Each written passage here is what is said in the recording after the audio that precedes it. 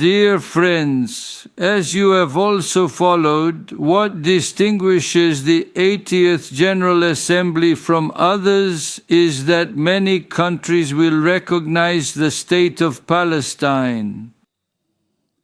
We hope that these recognition decisions will give momentum to the implementation of the two-state solution. Of course, after a 14-year bloody and dark period, with the December 8th revolution, our neighbor Syria gained its freedom, and the new administration there.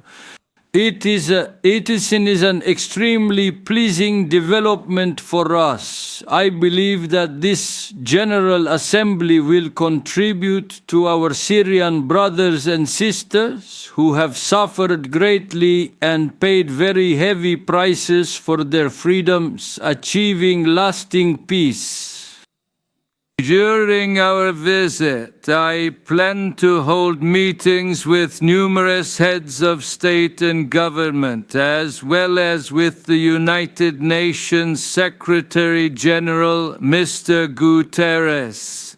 At the regional meeting on Gaza, organized with the participation of the American President, Mr. Trump, together with the leaders of brotherly countries, we will evaluate joint steps that can be taken to stop the bloodshed in Gaza. During my time in New York, I will also meet with the Turkish American and compatriot community, as well as Turkish and American business circles. Dear friends, on Thursday, September 25th, we will proceed to Washington to have a meeting with my dear friend, Mr. Trump.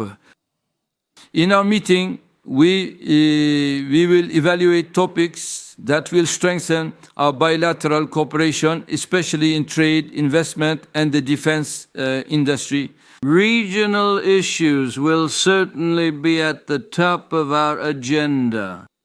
As to friends and allies, the importance of our close consultation and coordination is becoming better understood each day. We had previously expressed our support for Mr. Trump's vision for global peace and the efforts he has made in this regard. We believe that a just peace will have no losers, preserving peace in our region, strengthening stability. In stopping conflicts and tensions, we leaders have a great responsibility. From the very first day, we have always worked with this understanding. We have strived to develop solutions to problems through dialogue with shuttle diplomacy. We maintain the same stance. We want the bloodshed and tears in our region to completely cease. Instead, we wish for peace and tranquility to prevail in every square meter. Whatever we are doing it solely for this purpose. Hopefully, we will continue on this path. I hope that our visit and the meetings we will hold will bring good fortune to our country, our nation, our region, and all of humanity. I greet you once again with love and respect. Esra Akurek Ahaber, the process of Palestine being recognized as a state at the United Nations is back on the agenda. What kind of stance do you expect the United States to take on this issue? And of course, we know about Turkey's sensitivity on this matter. What kind of diplomatic initiative or stance will Turkey take? As you know, 2 days ago, Mahmoud Abbas was our guest. We had extensive discussions with him in Ankara.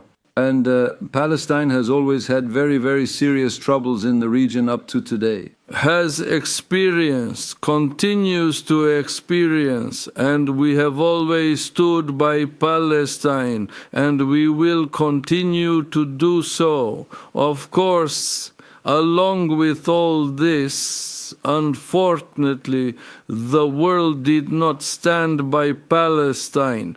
But recently, as of now, at the United Nations 100, there are countries like 40 that recognize Palestine. This is, of course, pleasing. And this time at the United Nations General Assembly, we will see a few more states recognizing Palestine. This will, of course, be additionally pleasing for us.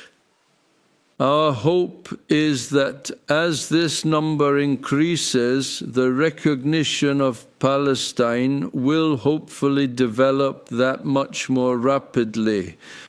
Yes, no, go ahead. TRT News reporter Ahmet Akyol. Mr. President, Turkey is pursuing an active policy to ensure peace and stability in Syria. You just mentioned it as well. Syrian President Ahmed Shar will attend the United Nations General Assembly. You expressed that this is pleasing. What will happen in Syria after the United Nations contacts? What will change? Thank you.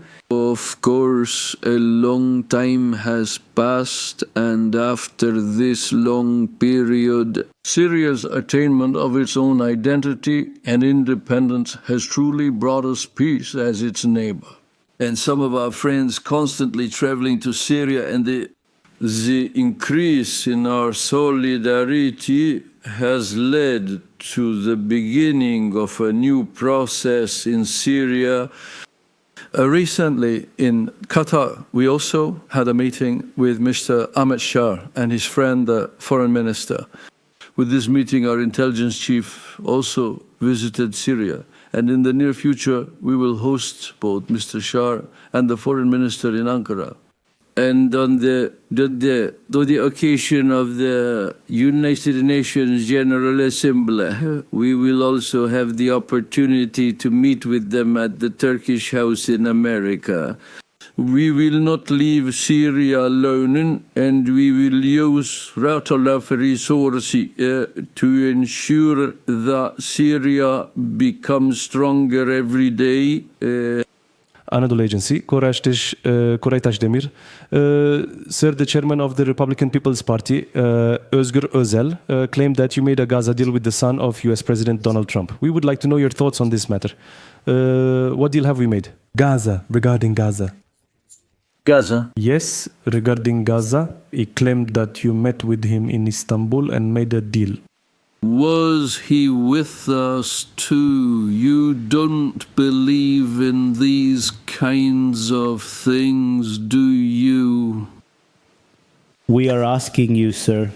Friends, I don't want to insult the deaf, but the deaf don't hear. They make things up. This man keeps making things up like this. Our party's spokesperson gave the necessary response in the best way, and we will also provide the necessary response in a much broader sense at the first opportunity. We have never consulted Özgür Özel about aircraft purchases until now, and we will not. He doesn't understand these things anyway. It's not his caliber. Therefore, if we are to make any dealings between Turkey and America with Mr. Trump, well, we don't need to do it with his son. We would do it directly with Trump himself.